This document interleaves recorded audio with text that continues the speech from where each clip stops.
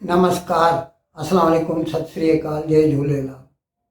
मैं हूं जी प्रेम मटनानी और आप देख रहे हैं हालात हाजरा का प्रोग्राम।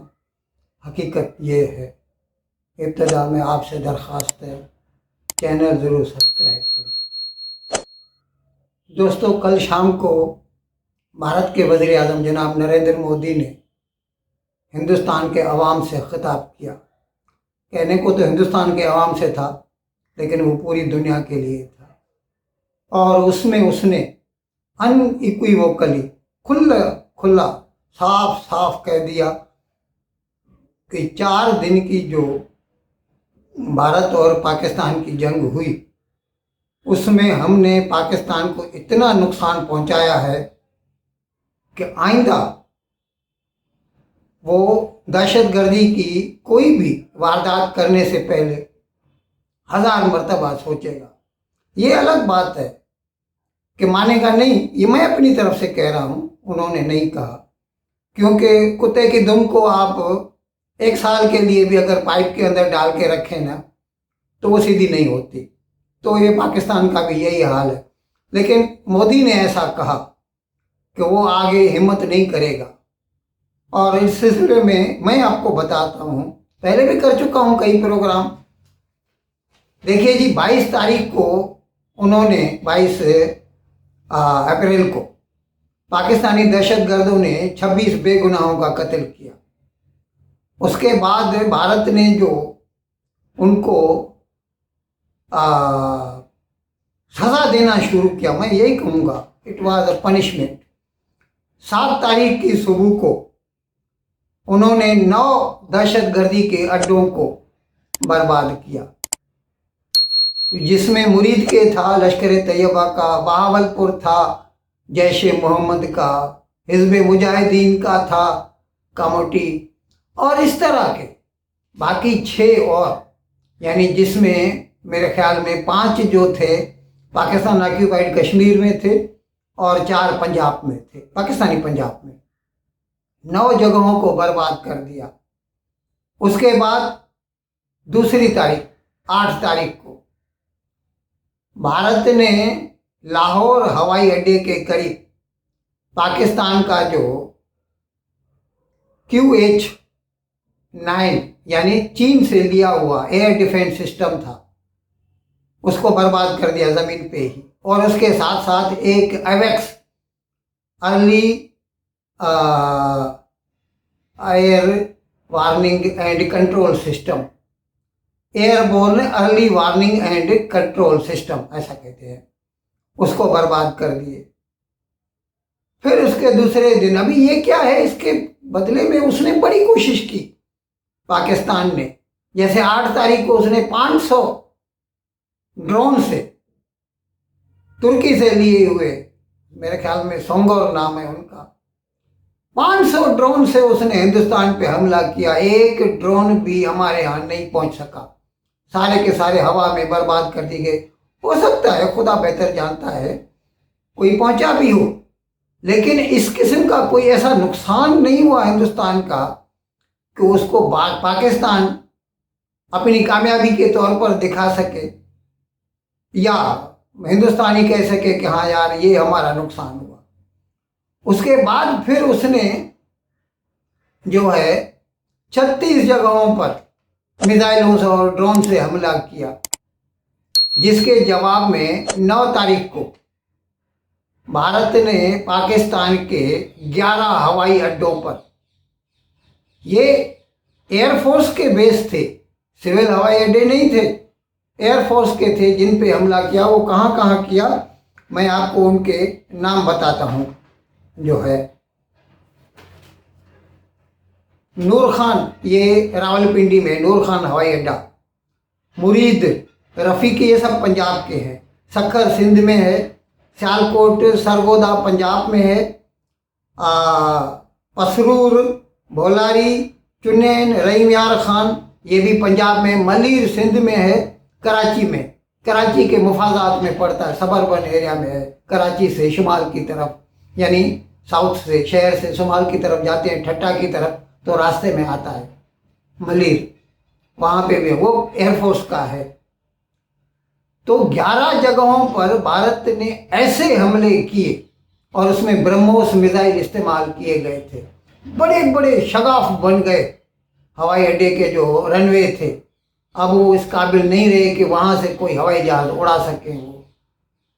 जिसके बाद अच्छा एक अजीब बात हुई है, अब हम इसकी कोई तस्दीक तो नहीं कर सकते।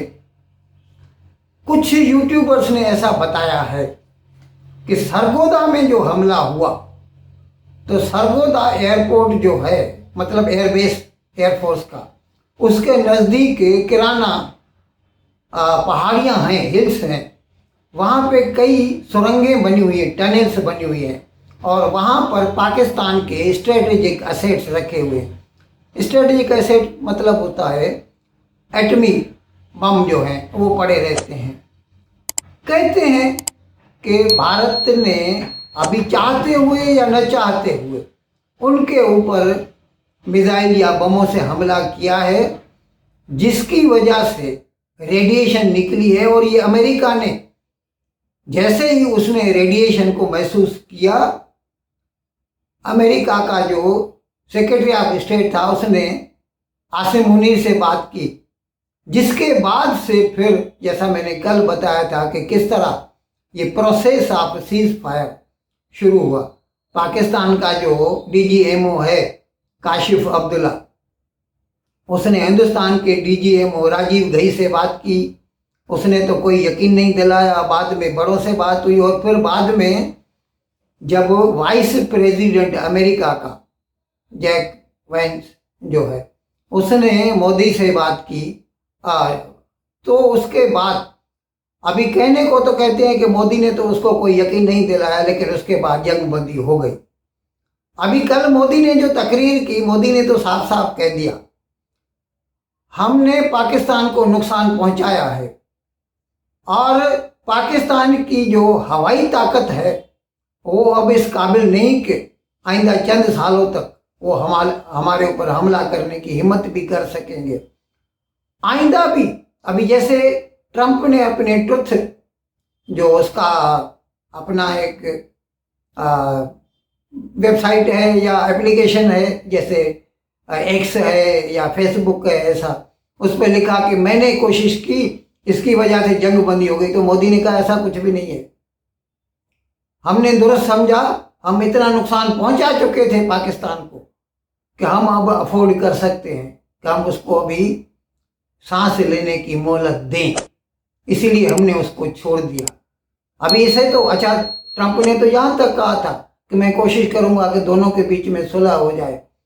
तो मोदी ने यह भी कह दिया कि हमारा जो एग्रीमेंट है, शिमला एग्रीमेंट, उसमें साफ साफ लिखा है कि तीसरा फरीक हम दोनों के बीच में नहीं आएगा। It will always remain bilateral, दो तरफा ही बातचीत होगी, सहतरफा नहीं होगी या मल्टी पार्टनर नहीं होगी बातचीत। तो खैर मोदी ने तो इस बात से इनकार कर दिया है, लेकिन कोशिश कर रहा था ट्रंप कि उससे वो कुछ न कुछ सियासी फायदा उठा सके। अच्छा, जिसके बाद ये खत्म हो गई, सीज फायर हो गई। अच्छा, इस सिलसिले में मैं आपको ये भी बता दूं कि ये जो कहते हैं ना कि सरगोदा के नज़दीक किराना हिल्स के ऊपर भारतीय एयरफोर्स ने हमला किया और जिससे रेडिएशन फैली या पाकिस्तान के स्ट्रेटेजिक एसेट्स बर्बाद हुए हैं। कल director general of air operation, जैसे डीजीएमओ होता है, इसी तरह एयर का भी डायरेक्टर जनरल होता है, भारती एयर मार्शल भारती, उससे प्रेस वालों ने बात की और उन्होंने उससे पूछा कि हमें पता चला है कि आपने पाकिस्तान के न्यूक्लियर एसेट्स बर्बाद किए हैं किराना हिल्स पे। तो उसने तो मानी खेस जवाब दिया कि नहीं, मुझे तो ऐसा कुछ इल्म नहीं है कि किराना हिल्स पे उनके कोई ऐसे न्यूक्लियर एसेट्स हैं। अब ये कैसे हो सकता है कि इतनी भी इंटेलिजेंस ना हो, जो कि पब्लिक डोमेन में है, प्रेस वालों को पता है। उसने तो ऐसा कह दिया हमें इसका कुछ इल्म नहीं और हमने उसके ऊपर हमला नहीं किया। उसने तो इनकार कर दिया, लेकिन कहने वाले कहते हैं कि इसी की वजह से अमेरिका डर गया और उसने दोनों के बीच में मतलब सीज फायर करा दी। अब जहां तक भारत का जो दिफाई निज़ाम है उसके बारे में जैसे रिपोर्टें आ रही हैं, उससे आप खुद अंदाज़ा लगा सकते हैं कि भारत का जो दिफाई निज़ाम था as far as aerial incursions or attacks are concern, 4 मरहलों का था। पहले मरहले में फर्स्ट लेयर जो था वो 10 किलोमीटर तक दिफा करता था, उसमें L-70 और Zu-23, 28 जो है गन्स थी इस्तेमाल हुई हवाई हमले के बचाव के लिए। सेकंड लेयर 50 किलोमीटर तक, जिसमें हिंदुस्तान का आकाश बहुत बेहतरीन काम किया है इसने। अभी तो जो नया आकाश जो आ रहा है ना, NG नेक्स्ट जनरेशन, वो 100 किलोमीटर तक काम करेगा, लेकिन ये आकाश इतना बेहतरीन बनाया है भारत ने, 50 किलोमीटर तक कोई भी प्रोजेक्टाइल आए नहीं घुस सकता। थर्ड में आता है बारक सरफेस टू एयर मिसाइल, ये इजराइल से खरीदे हुए, अभी भारत में बना रहे हैं हम, लेकिन टेक्नोलॉजी इजराइल की है बारक। और वैसे भी मैंने तो बताया इजराइल के साथ हमने मिलकर कई ड्रोन भी बनाए हैं, इसका स्ट्राइकर, हेरोप, हार्पी, जिन्होंने ये काम किया था 7 तारीख को 9 जगहों पे जो हमने हमले किए। और फोर्थ लेयर में तो आता है रूस का लिया हुआ S-400। अच्छा, अभी कहने को तो पाकिस्तान, शहबाज शरीफ ने दावा किया हमने जंग जीती है, भले भले कर रहे हैं। भारत कहता है हमने जंग जीती है। भारत ने कल जो DGMA, director general of aerial operation, AO, उन्होंने जो भारती ने, एयर मार्शल भारती ने जो प्रेस कॉन्फ्रेंस की, उसमें उसने गूगल के बिफोर 9 तारीख के जो फोटो थे उन हवाई अड्डों के, और आफ्टर 9 तारीख यानी हमले के बाद के दोनों फोटो दिखा दिए। आप जाके देख लीजिए, पूछ लीजिए उनसे, पाकिस्तान वालों से, ये कैसे हुआ, ये इतने बड़े शगाफ कैसे पड़े रनवे के ऊपर। तो इसका एतराफ पाकिस्तान का एक यूट्यूबर करता है, उसका नाम है अहमद नूरानी। उसने अपने एक व्लॉग में शर्माया है पाकिस्तान के आर्मी चीफ को, आसिम मुनीर को, और उसने इस बात का एतराफ़ किया है कि हाँ, भारत ने हमें नुकसान पहुंचाया है। आप खुद ही मुलाजा फरमाइए, मैं उसका चंद झलकियां इसके साथ अटैच कर रहा हूं। 7 मई को यकदम भारत ने प्रेस रिलीज जारी की कि उन्होंने पाकिस्तान के मुख्तलिफ शहरों में, आज़ाद कश्मीर के भी 5 जगहों पे और मेन लैंड पाकिस्तान के 4 शहरों पे मिसाइल हमले किए हैं। और ये मिसाइल हमले उन्होंने कहा कि उन्होंने लश्कर तैयबा के मरकज़ पे, जैश मोहम्मद के मरकज़ पे और इसी तरह से मुख्तलिफ जहादी तंजीमों के आउटफिट्स, वो आउटफिट्स जो कि अब भी उनके मुताबिक ऑपरेशनल है, उनको निशाना बनाया है। ये बहुत ही खौफनाक मामला था। पाकिस्तान के हवाले से, जैसा कि हम पहले भी बात करते रहे कि दहशतगर्द तंजीमें जो जहाद के नाम पे बनी थी और फिर बाद में टेररिज्म की तरफ माइल हुई, पाकिस्तान में एक बैकग्राउंड इस हवाले से रहा है। अब भी अगर कोई ऐसी चीज़ है तो उसको पाकिस्तान की स्टेट को खुद एड्रेस करना चाहिए। बाहर से कोई मुलाकातें करे तो इसको सॉवरेनिटी की वायलेशन कहते हैं। ये 7 तारीख थी। इसके बाद पाकिस्तान ने साथ जो हमला हुआ था, पहले तो एक नैरेटिव बनाने की कोशिश की कि जी जो हम त्यारे गिरे हैं ये जवाब दे दिया गया, लेकिन अवामी तौर पे प्रेशर आया कि पाकिस्तान की बहुत बड़ी तौहीन हुई है और उसका जवाब देना होगा अफवाज पाकिस्तान को हर हालत में। ये अवाम का फैसला था कि हम इतना कुछ करते हैं, कम से कम सॉवरेनिटी वायलेट होने का जवाब जरूर जाए। पूरी कोशिश की गई, सहाफ़ी लगाए गए, व्लॉगर लगाए गए, ट्वीट्स करवाए गए, लेकिन बात नहीं बनी। और फिर उन्हीं लोगों ने जो पहले ये दलीलें दे रहे थे कि बदला ले लिया गया, बहुत जबरदस्त हो गया, त्यारों की तादाद बढ़ा चढ़ा के बता रहे थे, फिर उन्होंने ही ये दलीलें देना शुरू कर देंगे, आपको पक्की खबर देते हैं कि हमला होगा, जवाब दिया जाएगा। जवाब तो फिर भी नहीं दिया गया।